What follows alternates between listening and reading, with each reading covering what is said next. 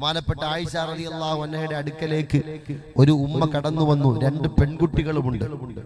ഒരു സഹോദരി കടന്നു വന്നിട്ട് ആയിഷ റളിയല്ലാഹു അൻഹയുടെ അടുക്കൽ വന്നിട്ട്, ആയിഷ, എന്റെ മക്കള് പട്ടിണിയിലാണ്, ദിവസങ്ങളായി വല്ലതും കഴിച്ചിട്ട് എന്തെങ്കിലും തരോ?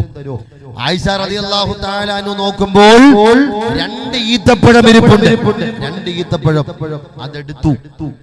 അതെടുത്തിട്ട് ആ സഹോദരിയുടെ കയ്യിലേക്ക് കൊടുത്തു.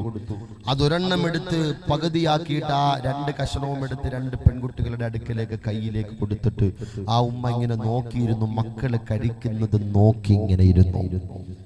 കുറച്ച് സമയം കഴിഞ്ഞപ്പോൾ ആ മക്കളെ ഈത്തപ്പഴത്തിന്റെ കഷണം കഴിച്ചതിന് ശേഷം ഉമ്മയോട് രണ്ടാമത്തെ ഈത്തപ്പഴത്തിന്റെ കഷണത്തിന് വേണ്ടിയിട്ട് ചുരണ്ടി വിളിച്ചു, എന്റെ ഉമ്മ വിശക്കുന്നു, ഉമ്മ വിശപ്പ് മാറിയിട്ടില്ല. ഉമ്മാക്ക് വേണ്ടി കഴിക്കാൻ കൊടുത്ത ആ ഈത്തപ്പഴം വീണ്ടും അതാ കീറുകയാണ്.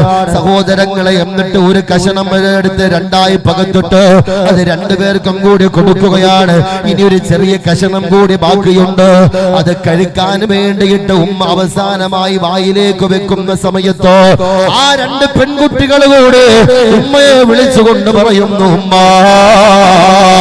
വിശപ്പ് അടങ്ങിയിട്ടില്ല, ഉമ്മ വിശപ്പ് മാറിയിട്ടില്ല, ഉമ്മ.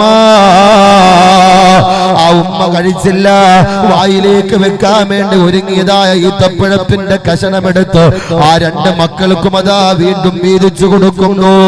ഇത് കണ്ട ആയിഷ റളിയല്ലാഹു അൻഹയുടെ കണ്ണ് നിറഞ്ഞു പോയി. ആ സഹോദരി മക്കളെയും കൊണ്ട് തിരിച്ചുപോയി. നബി തങ്ങൾ വന്നപ്പോ കഥ വിവരിച്ചു കൊടുത്തപ്പോ ആയിഷ റളിയല്ലാഹു അൻഹയെ നോക്കി നബി തങ്ങൾ പറഞ്ഞു, ആ ഉമ്മ സ്വർഗ്ഗത്തിന്റെ അവകാശിയാ, ആ ഉമ്മ സ്വർഗ്ഗത്തിന്റെ അവകാശിയാ. സഹോദരങ്ങളെ, നമ്മളോടുള്ള സ്നേഹം കണ്ടോ?